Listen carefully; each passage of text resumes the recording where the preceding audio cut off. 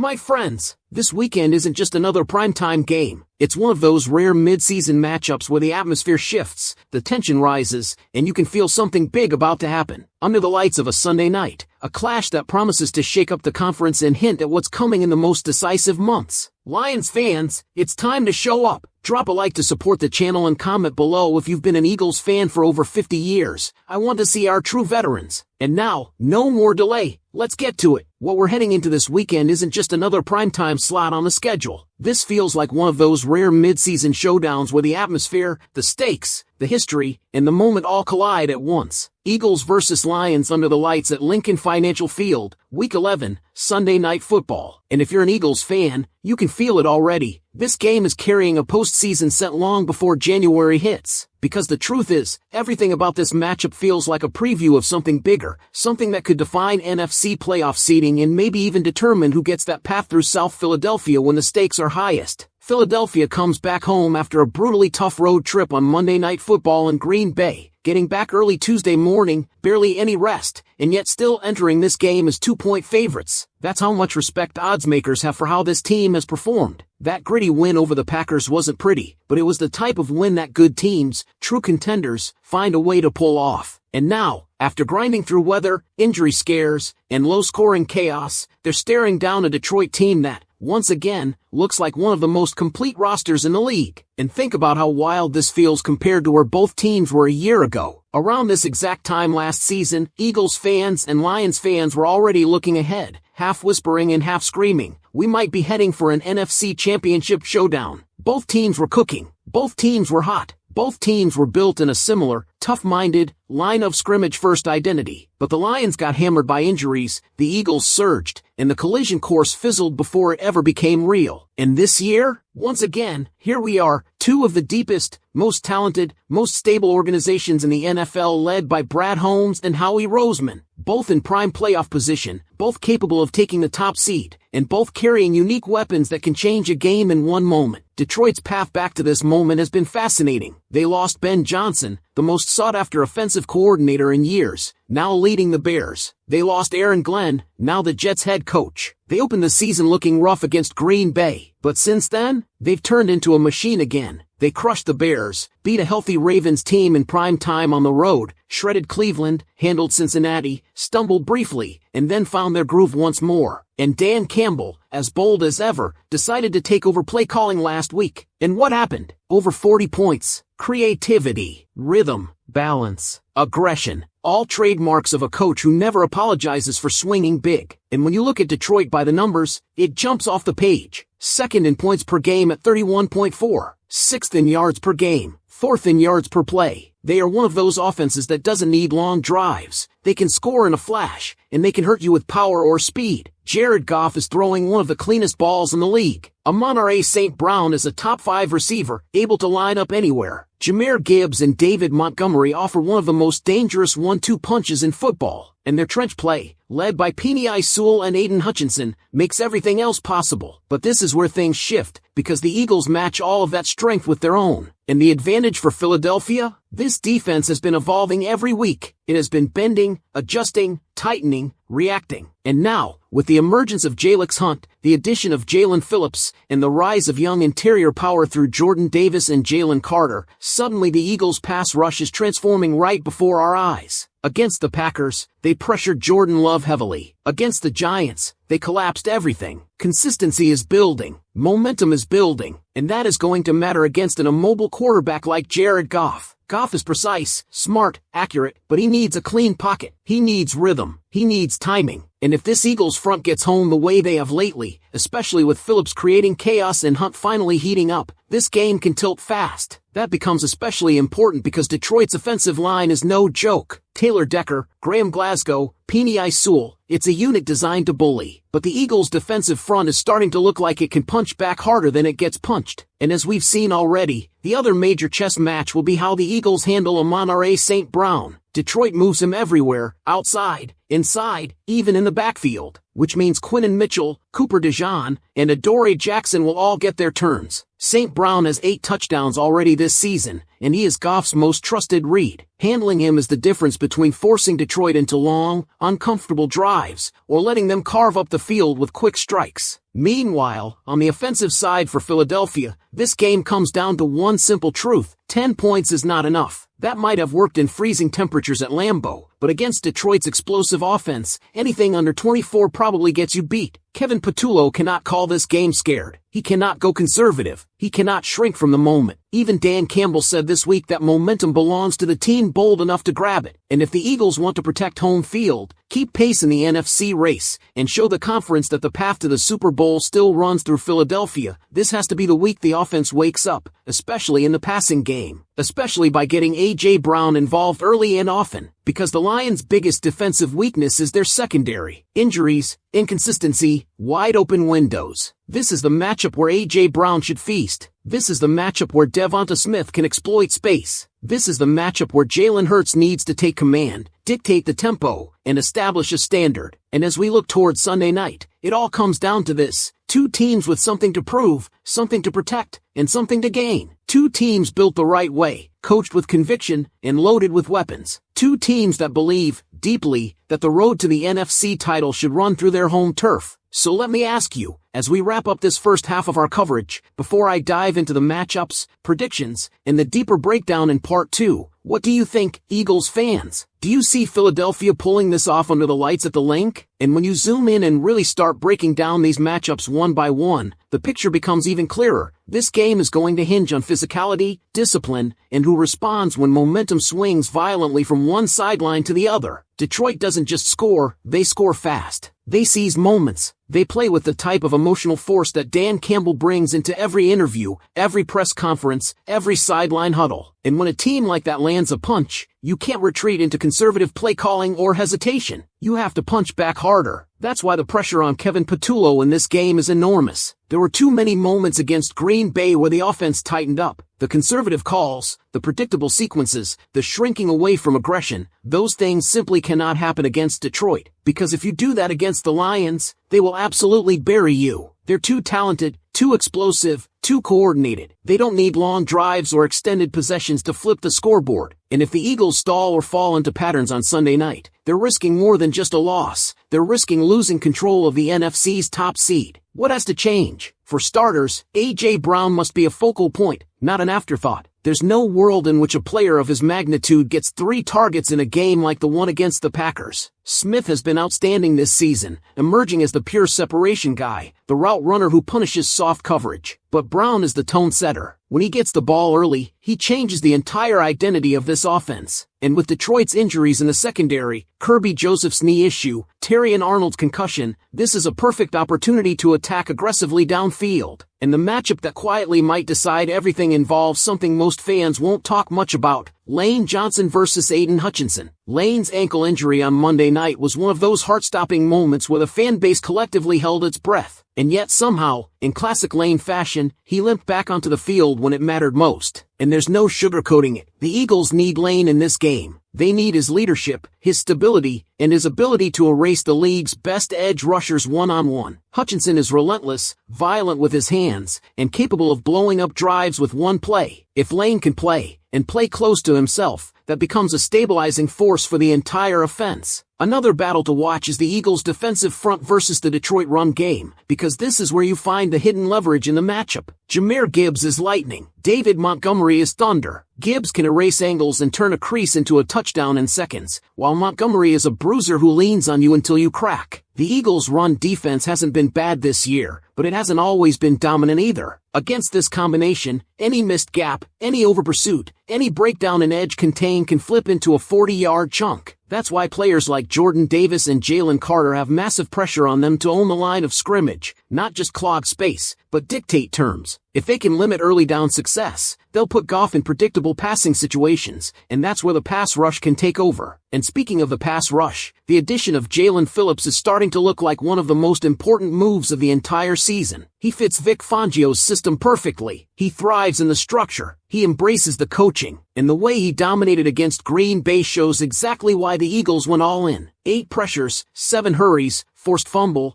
recovery, it was complete disruption. Combine that with Jalix Hunt hitting his stride and Nolan Smith bringing energy, and suddenly this front goes from talented to dangerous. And dangerous fronts win big games. But maybe the most underrated advantage the Eagles have in this matchup is their red zone efficiency. 80.9% touchdown conversion is absurd. It's elite. When they get inside the 20, they finish drives better than any team in football. And that matters because Detroit's defense falls apart in that same area. They're 25th in red zone defense, allowing touchdowns over 66% of the time. If you want to beat the Lions, you don't kick field goals. You score touchdowns. And this is the one area where the Eagles have been absolutely dominant all year long, despite the ups and downs elsewhere. So when you take everything, stats, matchups, tendencies, injuries, momentum, the stage is set for a game that feels like a heavyweight fight. Not a shootout where both defenses get exposed, but a chess match where every possession, every call, every adjustment matters. And if you're the Eagles, this is your chance to show the entire country that despite the noise and the criticism and the offensive frustrations, when it's time to rise to the moment, this team still brings the best version of itself. The players know what this game means. The coaches know. The fans definitely know. You can feel it buzzing all week long. Beat Detroit, and you control the NFC. Lose, and suddenly the path gets harder, the pressure grows, and the questions get louder. So as we get ready for this showdown under the bright lights of the link, I want to hear from all of you. How confident are you feeling heading into Sunday night? Drop your thoughts, and if you want more breakdowns, predictions, and coverage like this, hit that subscribe button, smash the like, and check out the other videos on your screen right now. And let's be real here, games like this are exactly why fans live and breathe this sport. Eagles, Lions isn't just another slot on the schedule. It's a benchmark, a measuring stick, a moment where a team gets to reveal who they truly are in the middle of the grind. All season long, Philadelphia has battled through injuries, inconsistency on offense, and tight, gritty matchups. And despite all of it, they sit in the driver's seat of the NFC with a chance to separate themselves from the pack. And the players feel that weight. The coaches feel that weight. And the stadium on Sunday night is going to feel like it's vibrating with that awareness. When you sense that everything is on the line before Thanksgiving, you know you're in rare territory. And the fascinating thing about this particular matchup is that neither team is coming in flawless. Detroit has defensive vulnerabilities in the secondary. They have key injuries to players like DJ Reed and Marcus Davenport, and even Aiden Hutchinson missing practice this week is something you can't ignore. Their offensive line is strong, but not as impenetrable as last year. And their defense, for all of its improvements in aggression, is still vulnerable in the red zone. Meanwhile, the Eagles have their own issues. The offense has had stretches where it looks stuck in mud. The third down conversions need major improvement. Jalen Hurts has had moments of brilliance, but also moments of hesitation, often tied to protection breakdowns and play calling patterns that limit the full range of his skill set. And the fumbles, especially early ones, have put the team behind the 8 ball too often. These are things that simply can't happen in a game of this magnitude. But then you see what Philadelphia does well, and you realize why they continually show up in moments like this. The defensive line is peaking at the perfect time. The secondary is young but fearless, with Quinnen Mitchell and Cooper DeJean growing more comfortable every week. Saquon Barkley brings balance and spark to the offense.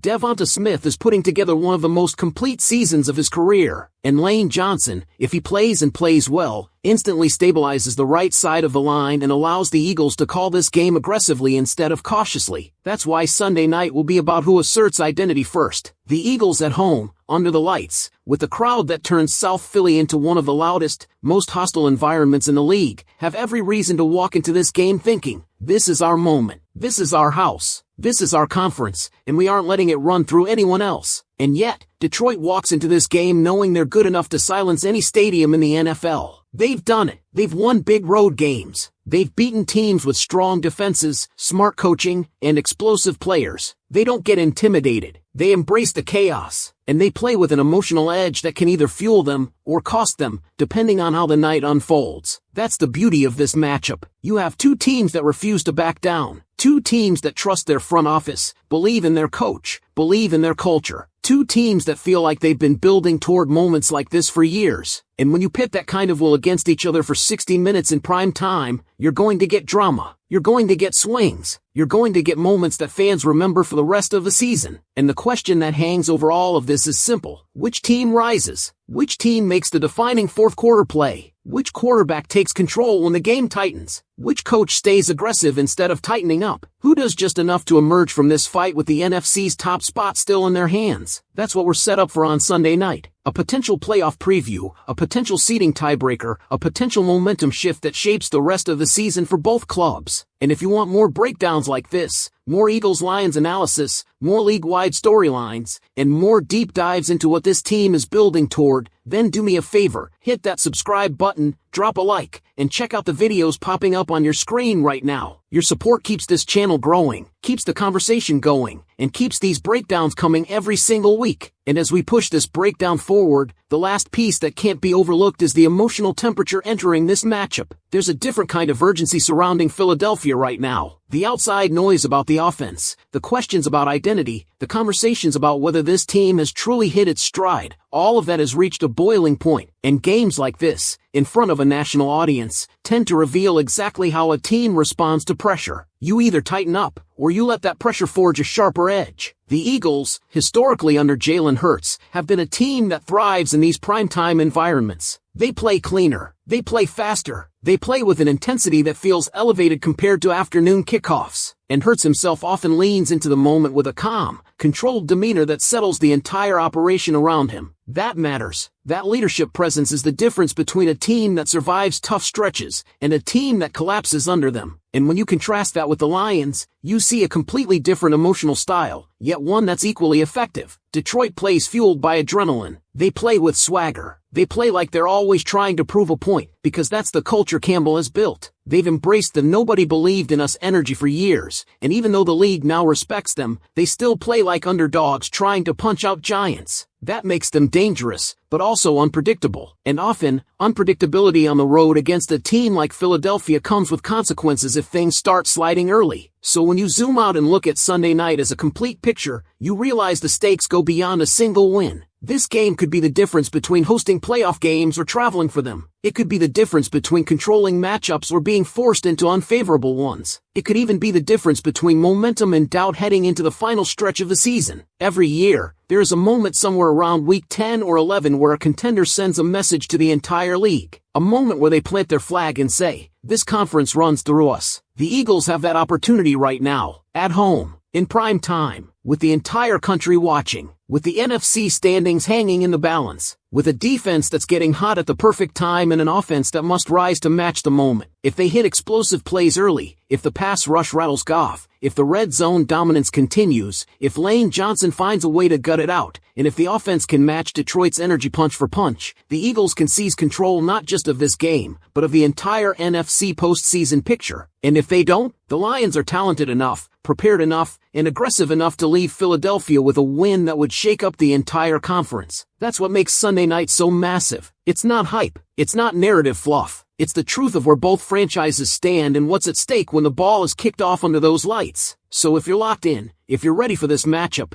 if you believe the Eagles are about to make a statement the entire NFL can't ignore, then make sure you stick with us for every breakdown, every reaction, and every angle we'll continue covering all week long. Hit the subscribe button, drop a like, and check out the other videos popping up on your screen right now so you don't miss a single update leading into Sunday night. And here's what really elevates this matchup into something bigger than just Week 11 football. Both teams are stepping into this game knowing the margin for error is shrinking by the week. Every decision, every adjustment, every possession carries more weight than it did in September or early October. This is when you find out not just who can play, but who can finish? Who can execute when everything is tight? Who can thrive when the stakes rise and the lights get brighter? And when you look at Philadelphia's season so far, that's been the defining trait. They win tight games. They survive chaos. They bend without breaking. It's not always pretty, but it's resilient. It's tough. It's veteran. It's built for games exactly like this. Because the truth is, when you get into November and December, style points don't matter. What matters is finding ways to win when both teams are throwing haymakers for 60 minutes. Detroit, on the other hand, is trying to prove they can win those exact kinds of games on the biggest stages. They've won tough road games, yes, but beating Philadelphia in this environment is a different test entirely. This crowd isn't just loud, it's overwhelming. It's disruptive. It's the kind of noise that forces miscommunications, false starts, stalled drives, and rushed throws. An energy like that doesn't just create mistakes, it creates momentum. It becomes part of the game. That's why the opening quarter is going to be so crucial. The Eagles need to seize control early, not just with points, but with tone, with physicality, with pressure, with a defensive drive or a statement run or a shot play that instantly reminds Detroit that they're not just playing another tough team, they're playing a team with real postseason pedigree. And the truth is, the Eagles have matchups to exploit if they're willing to stay aggressive. Detroit's secondary is banged up and inconsistent. Their linebackers can be manipulated with motion. Their defensive front, while explosive, can be worn down with tempo and quick game rhythm. These aren't weaknesses you tiptoe around. They're weaknesses you attack until the opponent proves they can stop it. On the other side of the ball, the Eagles have to be disciplined in coverage. Detroit's offense is all about timing and rhythm, especially with Goff. You disrupt that rhythm, you force him off his first read, you make him uncomfortable in the pocket. Suddenly he becomes a very different quarterback. And that's where this Eagles pass rush, which is starting to become a real problem for offenses, can flip this game. But here's the key, you can't just pressure Goff. You have to stop the run early, because if Gibbs and Montgomery get going, Detroit's offense unlocks its full playbook. The misdirections, the play action, the motion, they all become lethal. Shut down the run early, and suddenly the chessboard tilts heavily in Philadelphia's favor. And that's what makes this matchup so captivating. Both teams have clear pathways to winning. Both have star power. Both have coaching identities. Both have strengths that force the other side to respond. And that's why this feels less like a regular season game and more like a preview of something we might see again in January. So as kickoff gets closer, the anticipation isn't just about football, it's about what this game means. For the Eagles, it's a chance to quiet the critics, silence the doubt, and plant their flag on the NFC mountaintop. For the Lions, it's an opportunity to shake the league awake with a statement that says, "We are not a feel-good story, we are a real contender." Whichever team steps into that moment with more conviction, more poise, and more trust in who they are, that's the team that's going to walk off the field Sunday night with the biggest win of their season. If you're hyped for it, if you're locked in for this matchup,